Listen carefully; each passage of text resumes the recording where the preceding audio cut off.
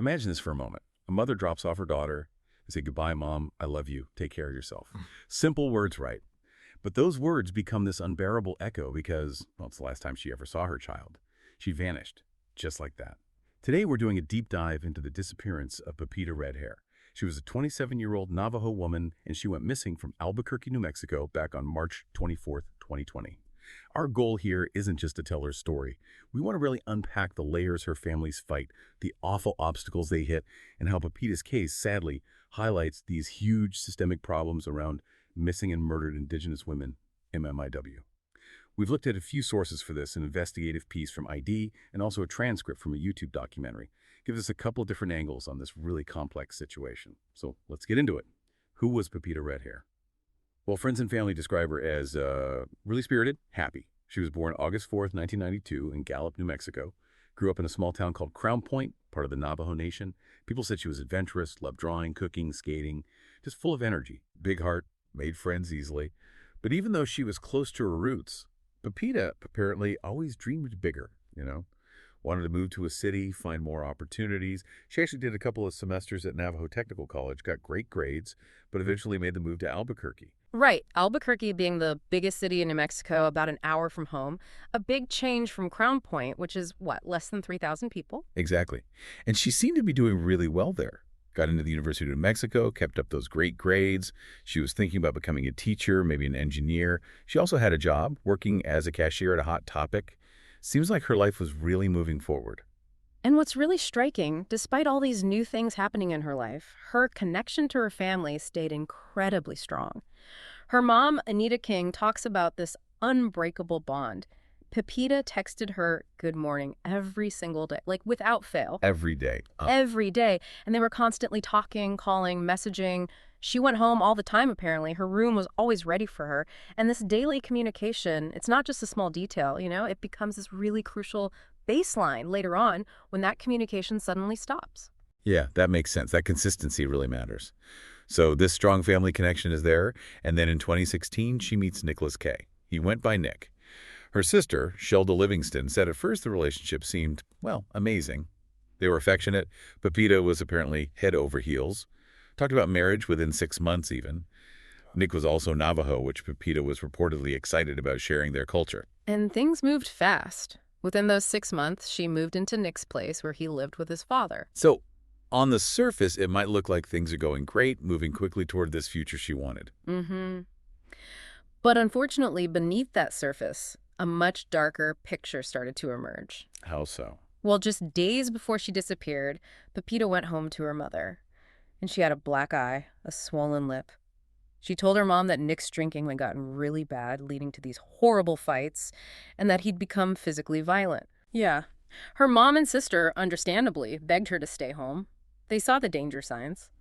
But Pepita was torn. She apparently believed him when he said it wouldn't happen again, and she went back to his house. That's heartbreaking. Believing it won't happen again. It is. And crucially, this wasn't like a one-off incident that came out of nowhere. There were previous signs. Police had been called to their home before for verbal arguments, like back in January 2020. And maybe even more telling, her medical records showed she'd been to the hospital multiple times, and some visits actually list victim of assault as a reason.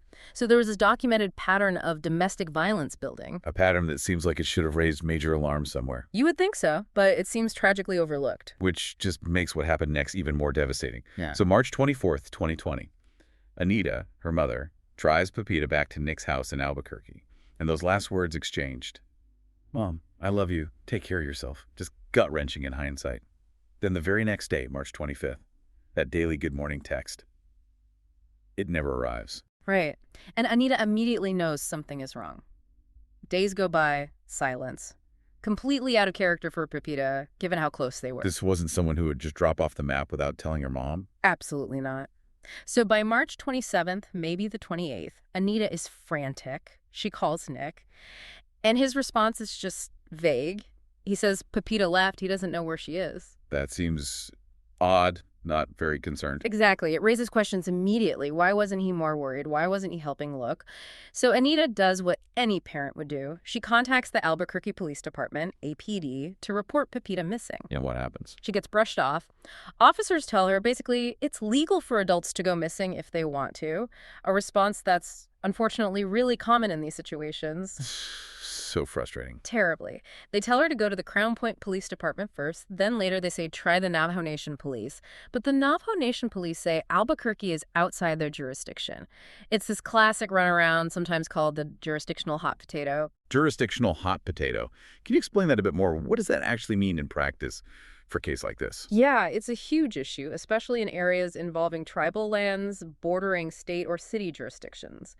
Because of historical treaties and complex legal frameworks, you end up with tribal police, state police, city police, sometimes federal agencies like the FBI, all potentially having a piece of the puzzle, but no single agency might have clear sole authority or, crucially, the resources and agreements to work seamlessly together. So a case can literally get bounced between departments, with each saying it's not quite their responsibility or they lack the authority to investigate fully in another's territory. It creates these gaps, these legal blind spots where investigations stall or never even properly begin. And victims like Pepita fall right into those gaps. Precisely. And it leads to critical delays in things like collecting evidence or interviewing potential witnesses. And as if that wasn't a big enough hurdle, the COVID-19 pandemic was just starting to hit hard right then, March 2020. Yeah, terrible timing. APD apparently used the pandemic as a reason they couldn't do in-person interviews or investigations. What did that mean, practically speaking, for finding Pepita? Well, it effectively shut down any immediate on-the-ground investigation during what investigators call the golden hour, that critical first 24 to 48 hours. That's when you need to gather surveillance footage before it's erased, secure potential crime scenes, talk to people right away while memories are fresh. So the pandemic restrictions basically gave them an excuse to delay. It certainly seems to have exacerbated the delays, yeah. For a case already facing jurisdictional hurdles, it meant crucial early leads were likely lost. It basically guaranteed the case would go cold fast. So the official systems are failing her. What does the family do? They can't just sit back. No way. They were left completely on their own, so they started their own search, printing flyers, posting them all over Albuquerque. Pepita's sister, Shelda, she even went to Nick's house, stood outside the gate, just yelling Pepita's name. She said she saw someone peek through the blinds, but then just shut them. Nobody came out. Wow. Just no cooperation at all, even then. Seems like it. Which is incredibly suspicious, right? If your girlfriend is missing and their sister is outside yelling for her, wouldn't you come out? Talk to her. You'd think so. And Nick's own actions continued to be, well, strange. It wasn't until April 19th, almost a month after Pepita vanished, that he reported her missing himself. A whole month later, yeah.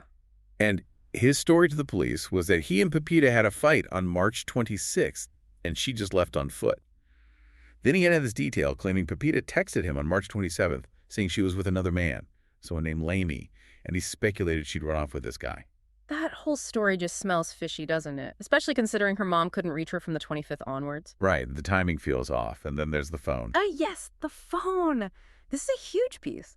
Just a few days after Pepita was last seen, around March 30th, Anita gets a text message from Pepita's number. But it wasn't her. No, it was a homeless man.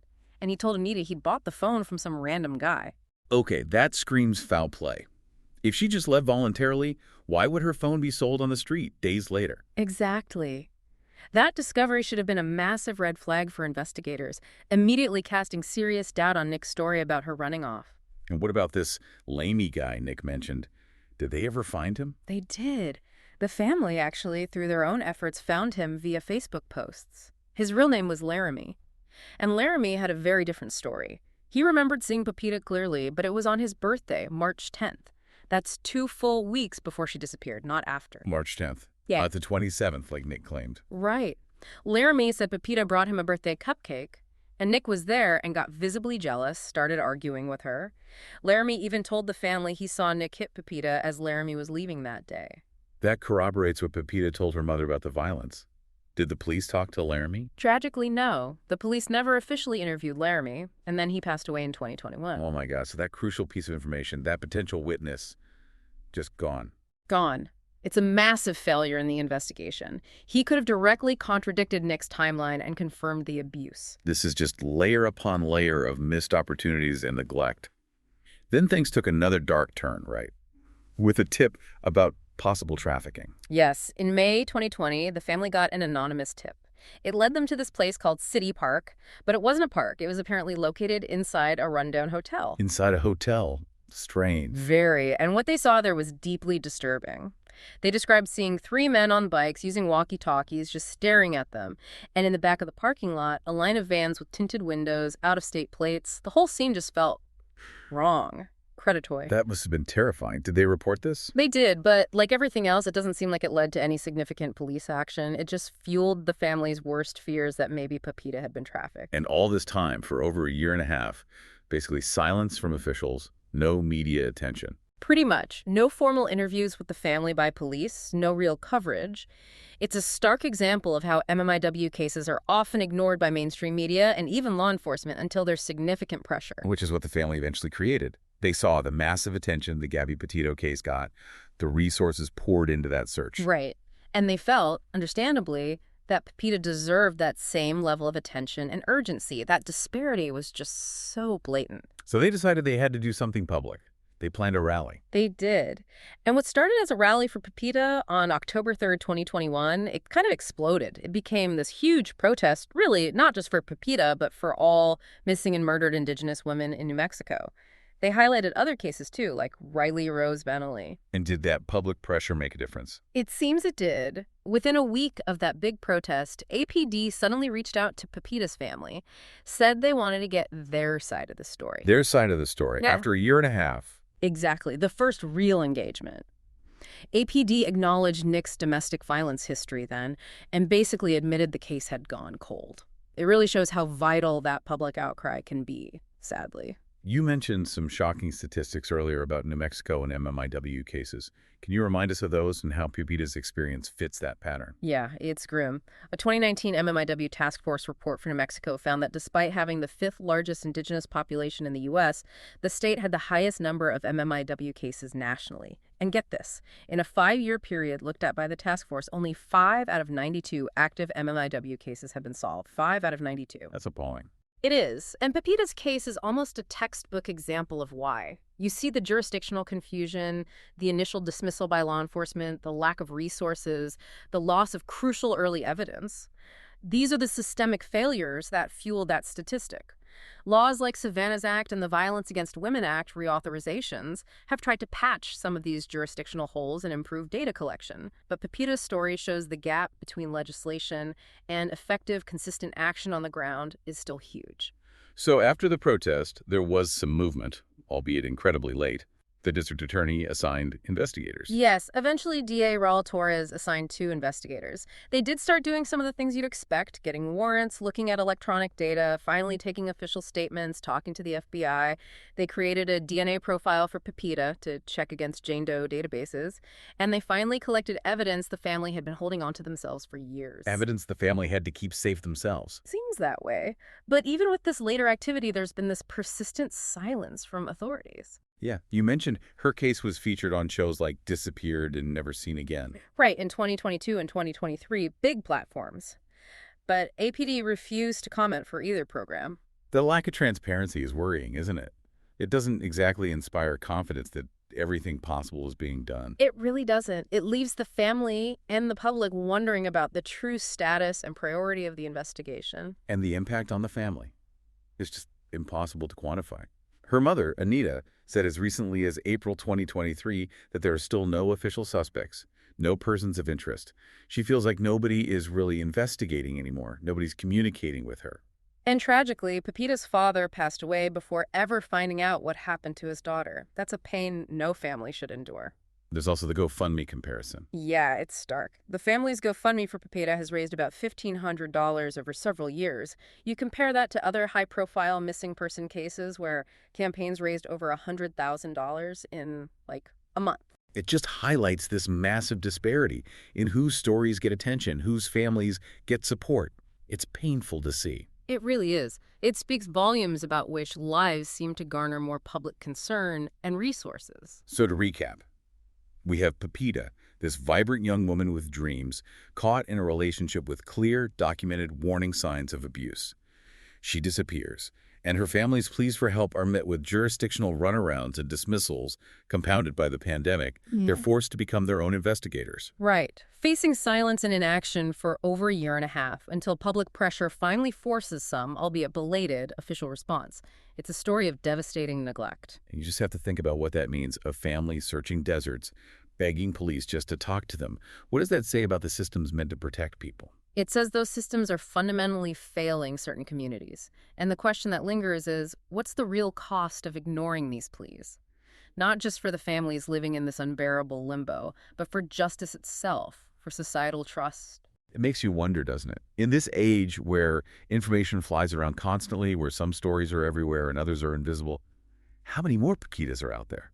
How many families are waiting, hoping someone will finally listen, finally act, before their loved one's story just fades into another unsolved file, another cold case? It's a deeply unsettling thought. If you listening have any information at all about Pepita Redhair's disappearance or her whereabouts, please contact the Bernalillo County District Attorney's Office. The number is 505-222-1101.